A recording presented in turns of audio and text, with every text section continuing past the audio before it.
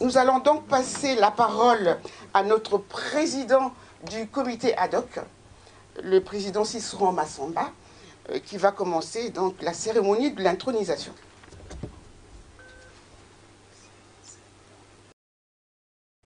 Bonjour à toutes, bonjour à tous. Nous allons donc procéder à l'intronisation de notre frère. Nous allons donc procéder à l'intronisation de notre frère, le fraîchement élu Emmanuel Longhi. Et j'attends donc agir en ma qualité du président de la commission ad hoc.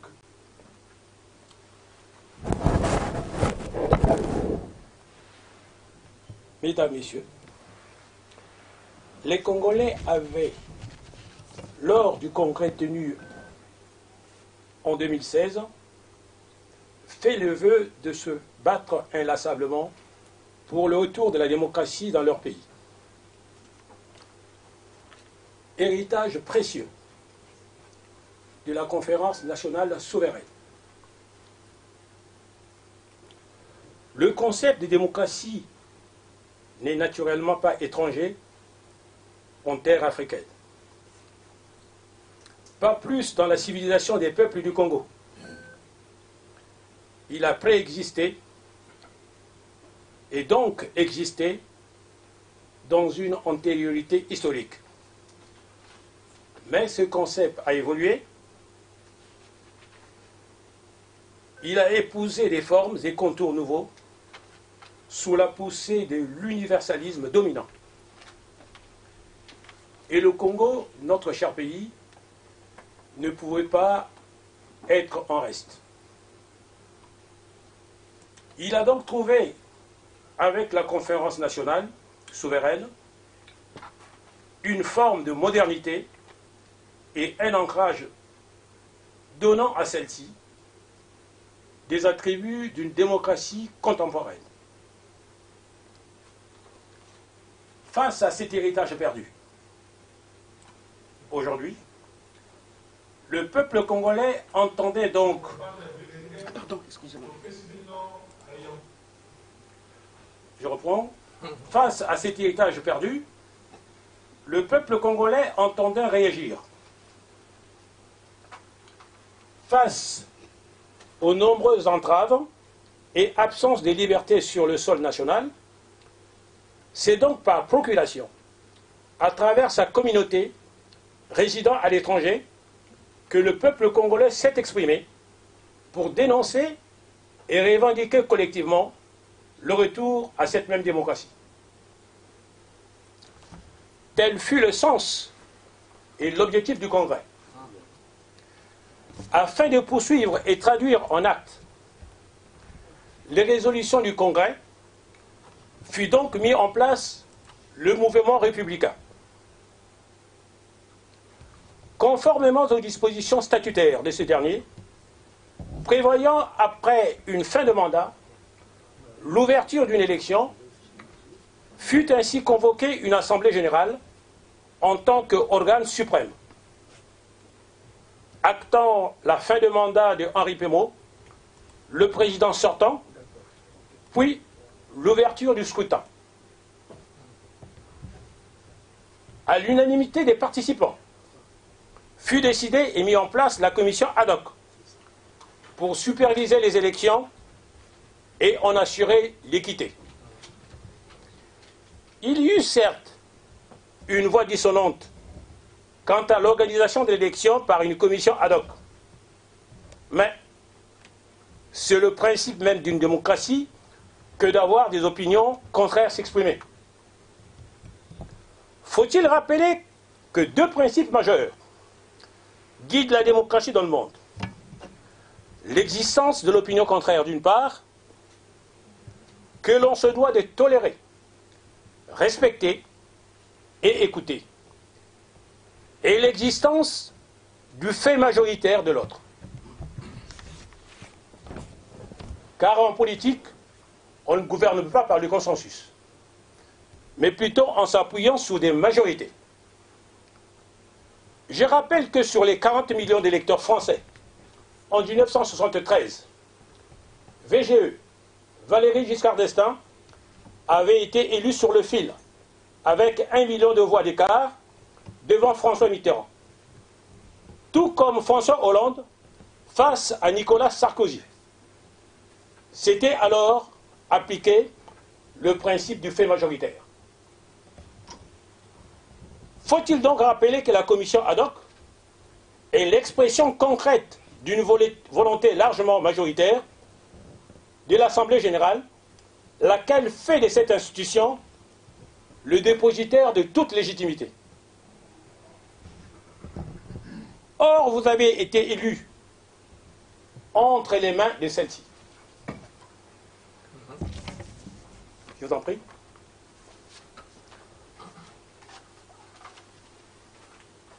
Or, vous avez été élu entre les mains de celle-ci. Vous bénéficiez donc du principe universellement reconnu, le principe du fait majoritaire. Il s'applique donc à vous et garantit votre ascendance à la tête du MRLC. La commission ad hoc est l'émanation de l'AG. Elle est l'expression de sa pleine souveraineté. Elle est la volonté des individus réunis et décidant de commun accord. Elle n'est nullement une volonté usurpée d'un individu. Comme votre élection s'est accomplie dans le cadre de cette institution plébiscitée, ayant eu l'adhésion du plus grand nombre, la commission vous verse l'onction des légitimités requises en la circonstance.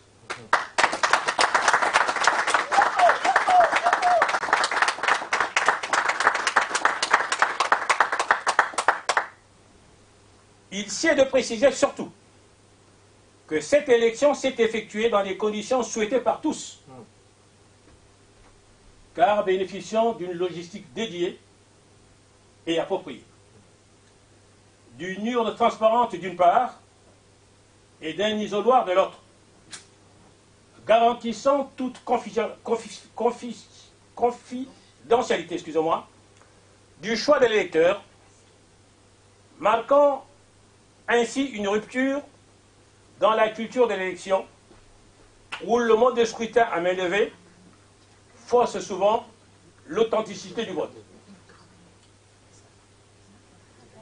Cette élection s'est voulue d'abord une élection test, mesurant la capacité des Congolais à intérioriser la pratique démocratique, loin des discours idéologiques et verbeux.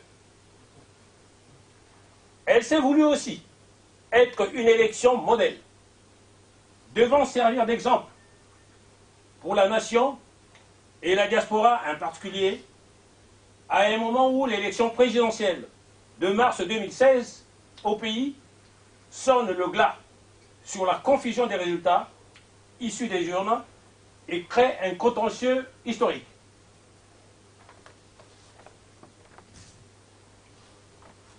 Monsieur Emmanuel Longhi, en voici donc les résultats que la commission se charge de décliner.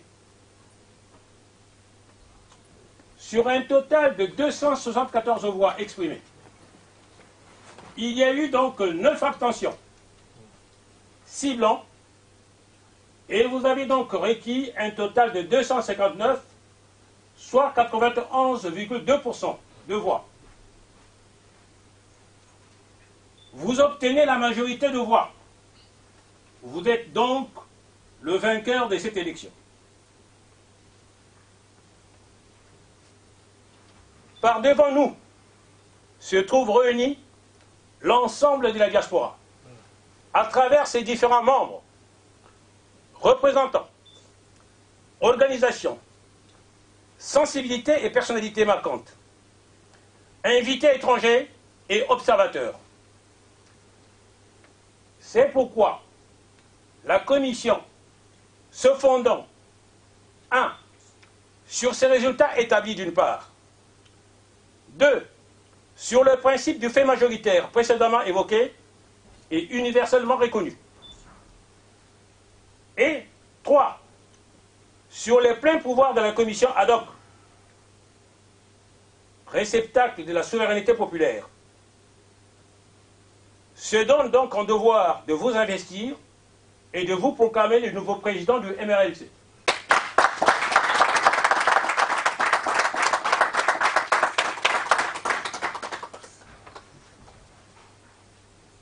La commission vous transmet la légitimité provisoirement détenue par elle, par la symbolique de la clé, de la transmission des clés, qui symbolise la transmission de tout pouvoir. Bravo!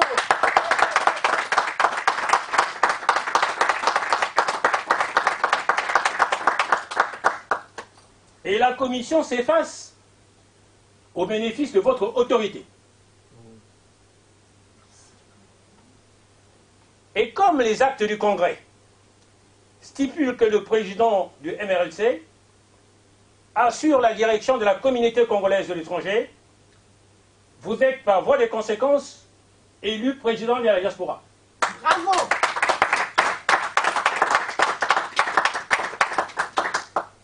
Il vous appartient d'en assurer la charge et les devoirs afin de réaliser les objectifs du Congrès et de répondre aux attentes des populations du Congo. Que Dieu vous bénisse. Merci. Je vous laisse la parole.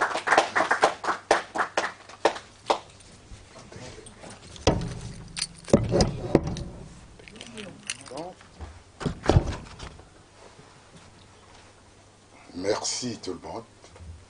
Monsieur le responsable politique ici présent,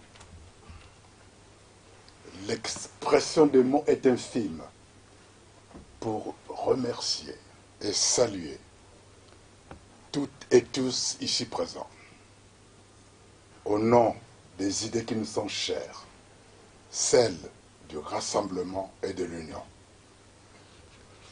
Je m'en voudrais si j'oublie personnellement les personnalités, toutes les personnalités politiques ici présentes, tous les amis, les frères et sœurs ici, qui se battent dans leurs lourdes tâches politiques, qu'ils entreprennent depuis des années déjà, et que je serai très fier de m'associer à leur succès.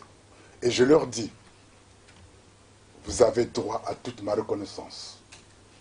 Vous avez droit à toute mon admiration. Les témoignages de sympathie que vous venez de me prodiguer par votre présence ici me causent une émotion indicible.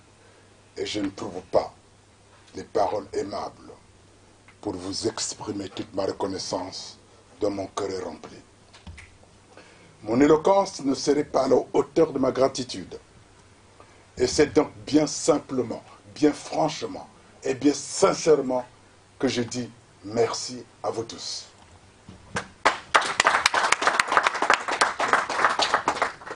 Mes chers frères et sœurs, il y a un nom de 5 lettres, donc très court, très tendre, très magnifique, qui domine nos divisions les plus passionnées et qui, bien au-dessus de toutes nos querelles mesquines,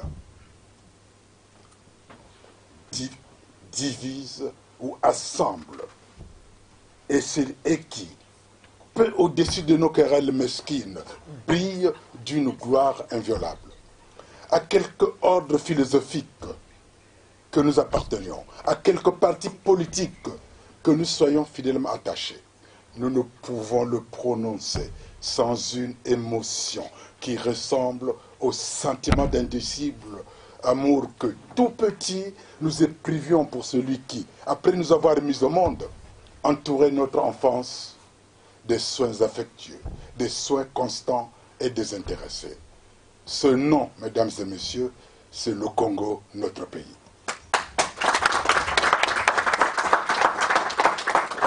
Chers compatriotes, le 20 mai 2018, le comité ad hoc m'a proclamé élu.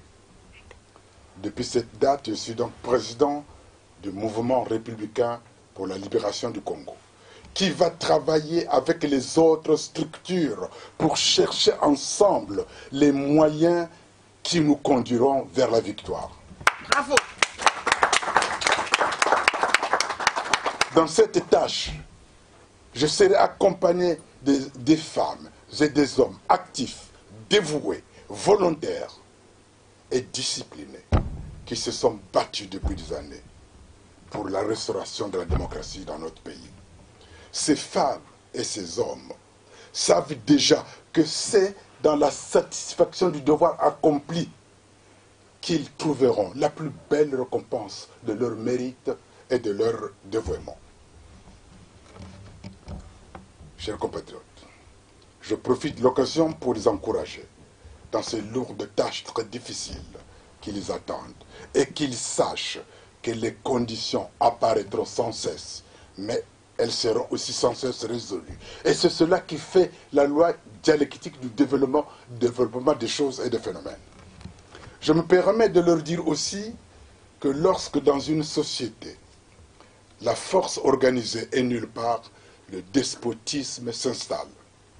Il faudra donc de la volonté, accompagnée de la rigueur, de la hiérarchie et de la discipline.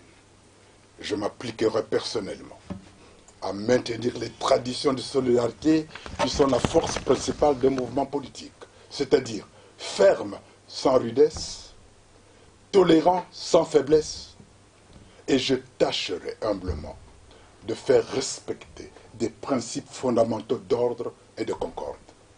Ceci dit, mes chères sœurs, mes chers compatriotes, le plus beau temps de la vie n'est pas celui où on a qu'à se laisser vivre, mais c'est celui où, en pleine possession de ses facultés et en pleine maîtrise de soi, on est engagé dans la lutte pour l'existence, où l'on a conscience d'y jouer un rôle utile et de faire un peu de bien autour de soi selon les moyens dont on dispose et la situation qu'on s'est faite à soi-même par ces livres efforts. Vous avez donc toute raison d'espérer. L'avenir vous est ouvert et il sera pour vous ce que vous en aurez fait.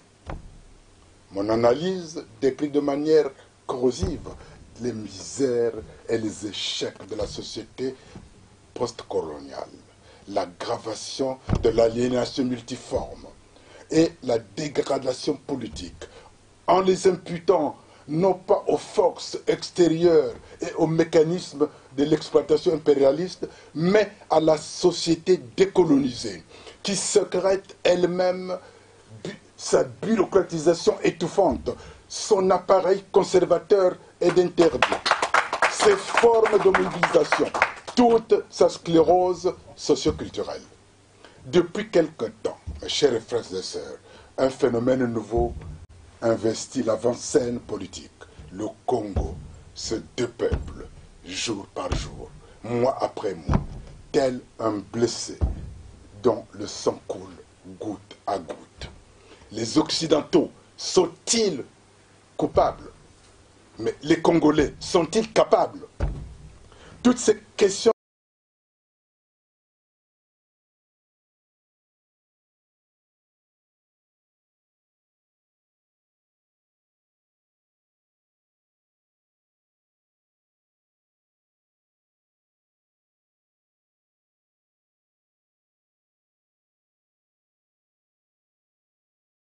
empêche d'évoluer, donc de comprendre le rôle de l'union et du rassemblement qui nous permettrait d'aller en avant.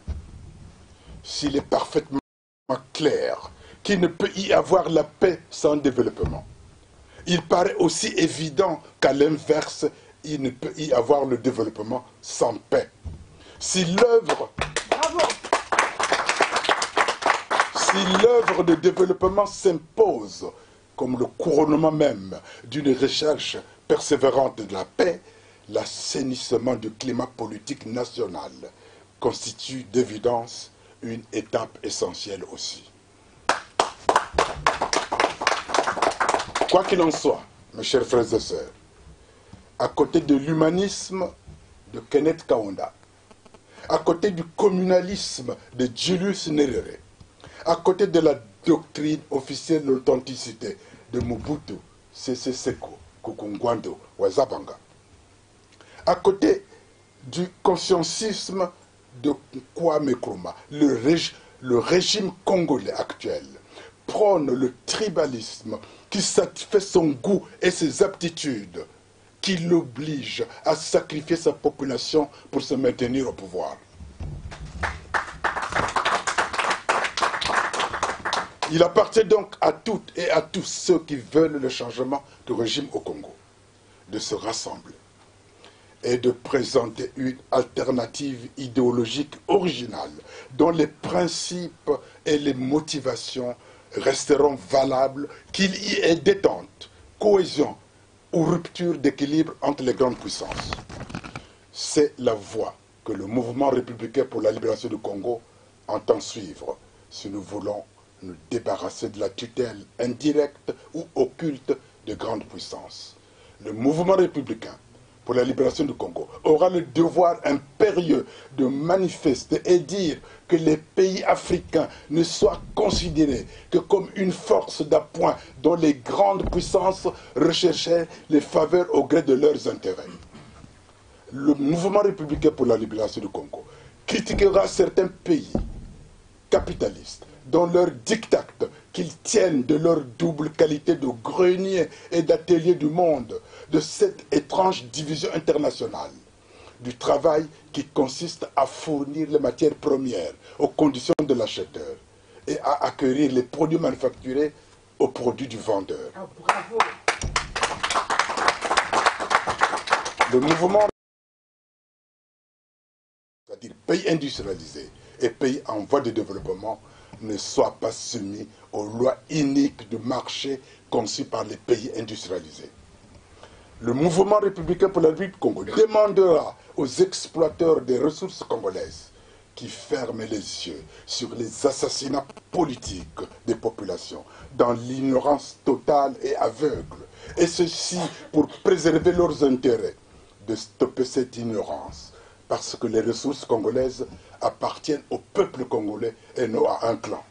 Bravo. C'est justement l'exploitation de nos richesses qui est la source de nos valeurs. Le MRLC s'appliquera avec passion dans le cadre d'une vision globale du destin des peuples congolais opprimés. Le MLRC ne pourra tolérer un Congo dans des conditions humiliantes de fils soumis d'un clan. La même analyse qui amènera le MRLC à cette conclusion lui imposera la même démarche lorsqu'il s'agit des pays voisins de l'Afrique centrale. Le mouvement républicain pour la libération du Congo sera poussé par un projet qui porte un regard aigu sur l'ordre interne. Il s'agira de décoloniser l'État, de sorte que l'indépendance retrouvée ne soit plus une construction factice à l'ombre de laquelle prospéreront des empires économiques étrangers. Le mouvement républicain fera tout pour que l'État nouveau ne soit pas le relais avantageux et le point d'appui commode du néocolonialisme. Bref, il fera tout pour démanteler le système actuel, administratif, financier, économique, judiciaire, qui, en tant que partie intégrante du Parti congolais du travail, est destiné exclusivement à imposer aux masses la domination et la volonté du dictateur et de son clan. Il y a quelque chose de fondamentalement inique et immoral à murer des multitudes humaines dans la condition de laisser pour compte de la prospérité, de bien-être d'une minorité. Il faut donc passer d'une conception purement mécanique de l'économie à une conception morale. En menant une persévérance et une pugnacité dans notre nature, ce combat pour l'instauration d'un nouvel ordre politique dans notre pays, nous aurons une nette conscience que nous engagerons la lutte sur le terrain approprié et que nous répondrons à une préoccupation populaire, aussi bien dans notre pays, le Congo, que dans les opinions publiques des pays voisins qui ont le même problème que nous. Le mouvement républicain pour la libération du Congo soutiendra sans ambiguïté toutes et tous ceux qui ont l'ambition de faire palper toute l'épaisseur de la liberté et toute la grandeur de la collectivité nationale. Chers compatriotes, chers frères et sœurs, notre raison chavire pour de bons, grands, quand nous retournons le raisonnement pour constater qu'au rythme critique où va le Congo actuel, ce sont des millions de femmes, des millions d'hommes et d'enfants qui vont mourir inexorablement. Notre entendement, notre conscience sont à ce point anesthésiés que nous ne réagissons plus devant l'inconcevable d'aujourd'hui, qui n'est que l'horrifiante réalité de demain. De fait, les tâches de la pauvreté absolue marquent progressivement de leur ombre terrorisante de la carte du Congo, notre pays. La faim qui taraude des centaines de femmes, d'hommes et d'enfants constitue chaque mois l'épitaphe laconique des millions de tombes anonymes que le régime actuel et la communauté de bien-pensants considèrent avec indifférence à peine gênée. Assurément un holoscope national. Pour atteindre cette performance, la guerre d'Indochine aura mis 5 années. Il est légitimement permis de parler de non-assistance à peuple en danger.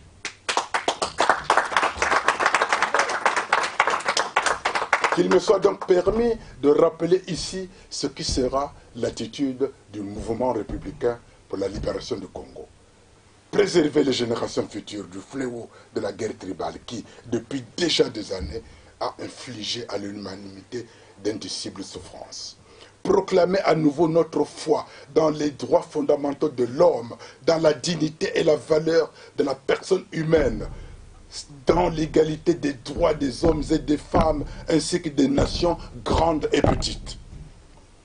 Créer les conditions nécessaires au maintien de la justice et du respect des obligations nées des traités et autres sources de droit international. Favoriser le progrès social et instaurer de meilleures conditions de vie dans une liberté plus grande.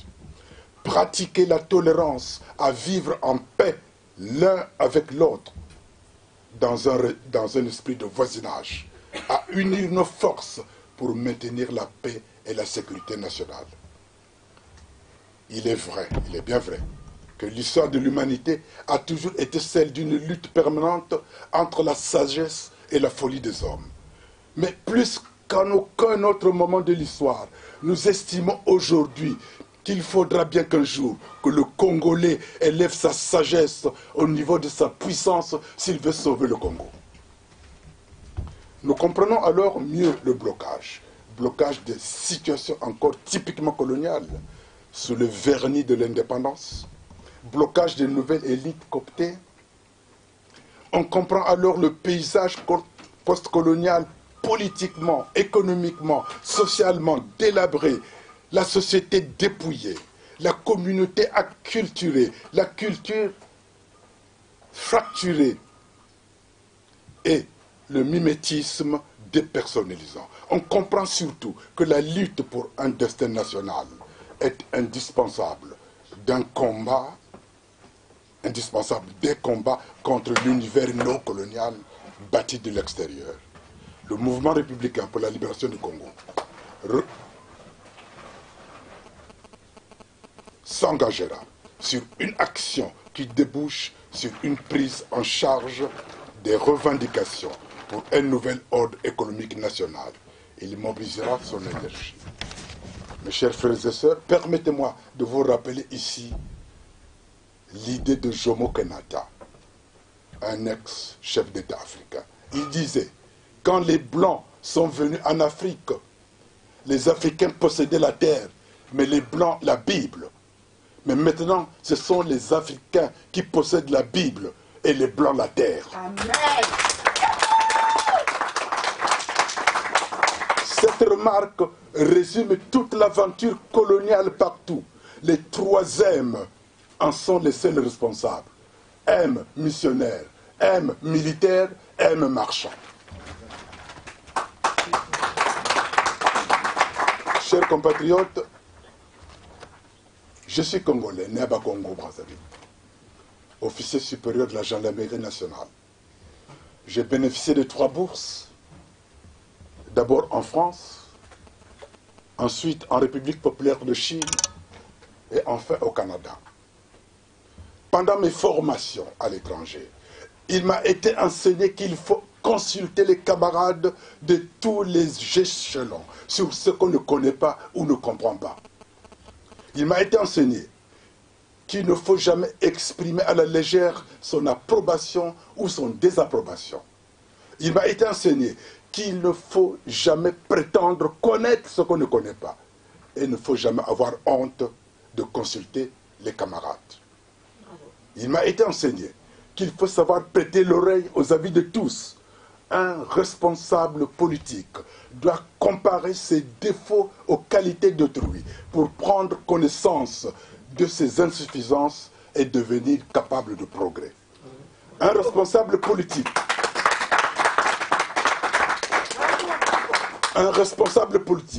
qui se surestime ou qui se croit toujours supérieur aux autres ne fera jamais aucun progrès. Car la modestie produit le progrès, tandis que l'orgueil fait régresser. Amen.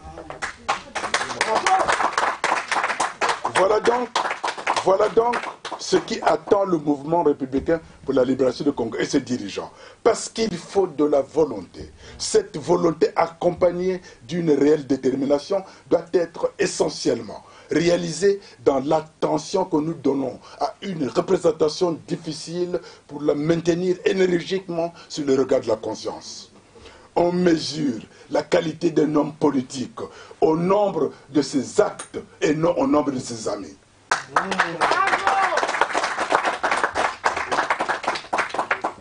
Chers compatriotes, nous nous battons depuis des années, mais nous tournons en rond. Parce que le manque d'union des formations politiques freine notre victoire.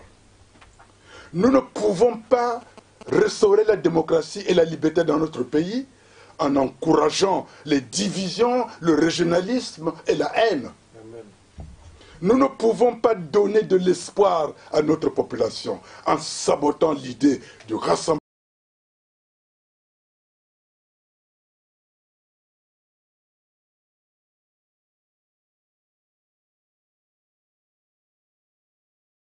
Une conférence internationale afin de mettre fin au régime actuel. Nous ne pouvons pas condamner le régime actuel d'antidémocratique lorsqu'on organise des élections illégales à côté.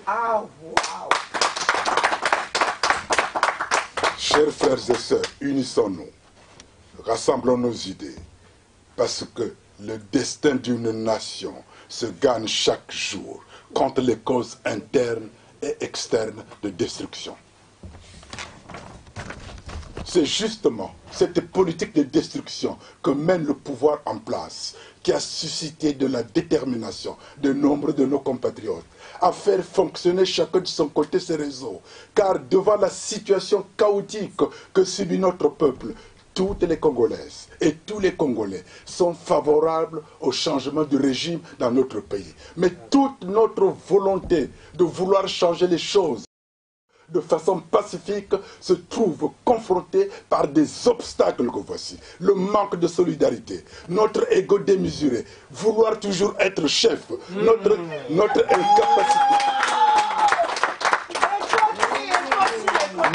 incapacité à accepter l'autre parce qu'il n'a pas la même vision politique. Le manque d'humilité et l'absence d'écoute. La concurrence entre structures, la méfiance et la haine, la jalousie des uns et des autres. Le manque de dialogue entre nous. Car dialoguer pour moi, c'est se converser avec l'interlocuteur pour faire valoir ses arguments et pour se comprendre. Chers frères et sœurs, Tous ces éléments qui expliquent notre manque de cohésion ne peuvent nullement témoigner de notre sérieux et de notre crédibilité devant nos partenaires qui peuvent nous apporter un soutien.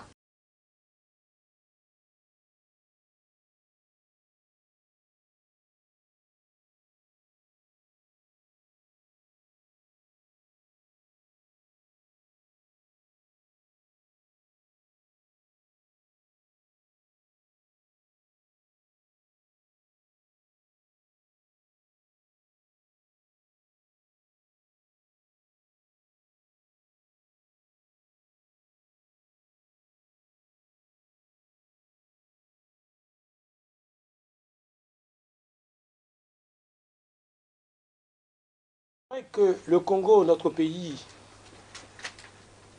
est dans le tourment.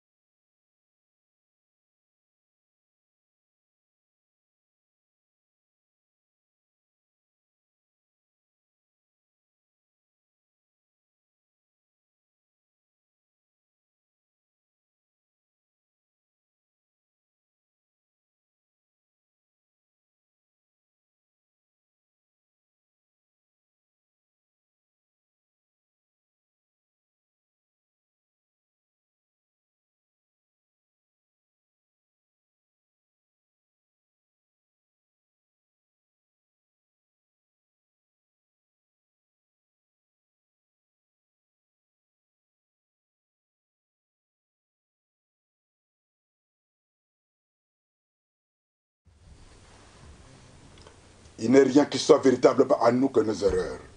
Nous devions faire un bilan de nos actions pour comprendre et évaluer nos manquements et nos faiblesses. C'est en cela que s'explique ma démarche d'aller vers toutes et tous les responsables politiques, afin de se comprendre et de prendre des décisions ensemble pour trouver le chemin qui nous conduira vers la victoire. Cette union, malheureusement, est bloquée par un système odieux qu'on appelle impérialisme, stade suprême du capitalisme. C'est un système politique, économique, culturel et militaire qui permet de prélever un surplus de valeur des classes ouvrières et des paysanneries dans le pays où il exerce sa domination. Le Congo-Brazzaville en est un exemple. D'où je dis, l'homme est un loup pour l'homme. Et cette constatation peut être aisément étendue aux relations internationales pour dire que les États sont des loups pour les autres États. Amère constatation, cruelle vérité qui nous conduit aujourd'hui à la croisée du chemin le plus crucial de l'histoire de l'humanité. Mais en effet, dans cette jungle de relations internationales, les peuples objets du monde dit tiers relève la tête et lance un non définitif et sans appel. Non à l'exploitation, non à l'oppression et non à l'aliénation. Ces voix qui font très mal aux oreilles des exploiteurs font symboliquement écho, comme nous chantons dans l'église catholique à l'Alléluia des fêtes chrétiennes de la résurrection. Mais c'est bien sûr la résurrection et la renaissance des pays qu'il s'agit.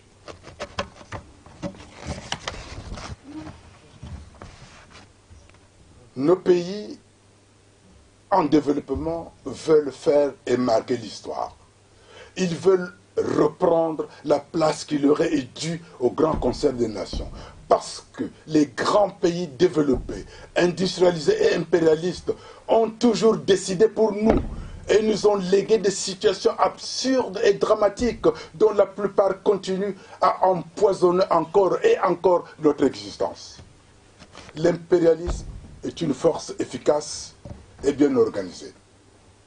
Face à cette force, notre victoire ne dépend que de l'union qui est le point culminant pour notre combat. Si nous voulons réellement sauver nos parents et rétablir la démocratie au Congo. Il nous faut l'union au lieu de gémir, de se trahir, de fouiller dans les poubelles en confondant la vie privée et la politique, de soupçonner les gens sans preuve et de s'insulter à longueur de journée. Sans l'union, nous pourrons occuper des salles 1001 fois.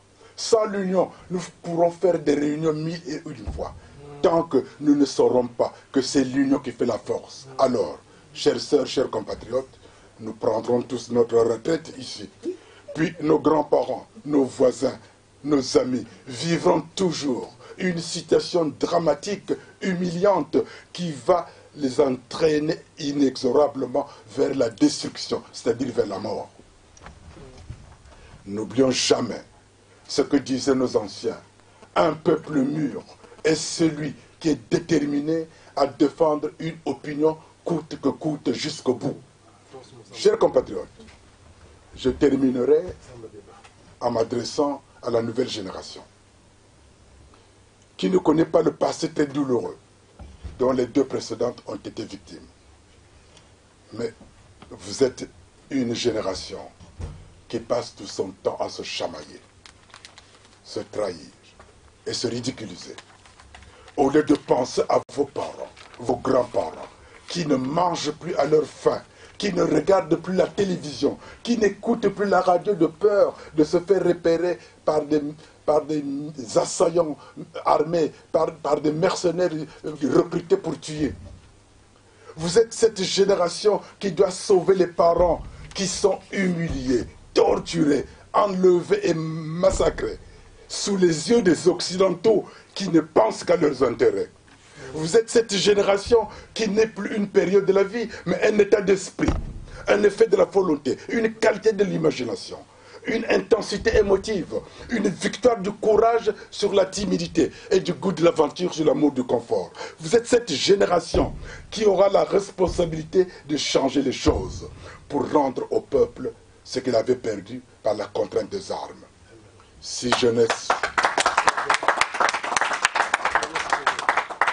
jeunesse savait, et si vieillesse pouvait, vous êtes cette génération qui représente le printemps de la vie à cette époque aimable où tout semble sourire et que l'insouciance et la franche gaieté sont et doivent être en effet l'apanage de la jeunesse. Vous êtes cette génération que la population attend parce que leurs nuits sont longues, très longues, et attendent que le soleil se lève un jour pour qu'ils voient le paysage. Chers frères et sœurs, chers compatriotes, pour terminer, permettez-moi de vous rappeler que sous ma présidence du mouvement républicain pour la libération du Congo, je conseillerai aux forces vives de la diaspora, à toutes les forces progressistes, de prendre en compte le message des évêques congolais et d'en faire notre réflexion parce qu'ils nous ont interpellés.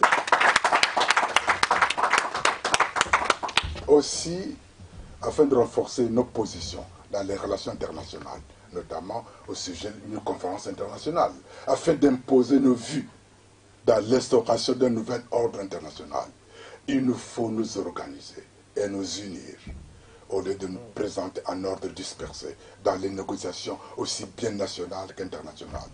Un nouvel ordre international suppose avant tout un nouvel ordre national. Mettons d'abord de l'ordre dans nos affaires et adoptons une stratégie commune. L'essentiel n'est pas de comprendre la loi du monde objectif pour être en état de l'expliquer, mais c'est d'utiliser la connaissance de ces lois pour transformer activement le Congo, notre pays. Mûre réflexion engendre sagesse. Vive les forces de la diaspora. Vive le mouvement républicain pour la libération du Congo. Vive la République, vive le Congo, je vous remercie.